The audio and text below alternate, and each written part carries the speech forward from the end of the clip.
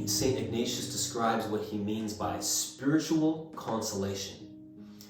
First of all, spiritual consolation is different from non-spiritual or natural consolation.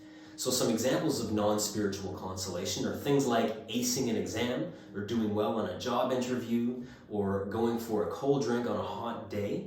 Whereas spiritual consolation is a feeling of goodness or wellness that's specifically about spiritual things and thinking of God and the things of God.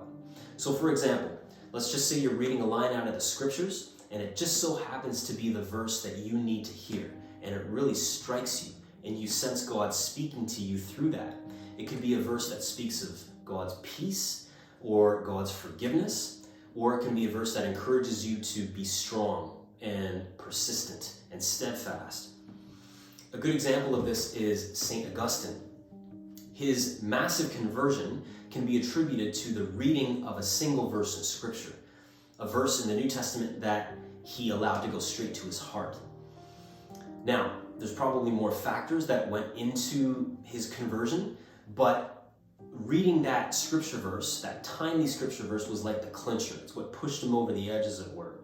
So you might have had an experience like that yourself, or you might have had the experience of just sitting in a church that's relatively empty, and this feeling of peace and calm just visits on you, and you don't know where it came from. It's not like you manufactured those feelings yourself, or you tried to conjure them up yourself. It just happened to you.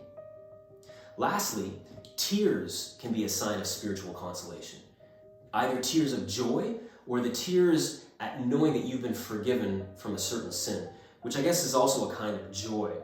All these things are what St. Ignatius means by spiritual consolation. Later on, we'll discuss what St. Ignatius suggests we should do with spiritual consolation, because it's one thing to receive them, but it's another thing to know what to do with these spiritual consolations.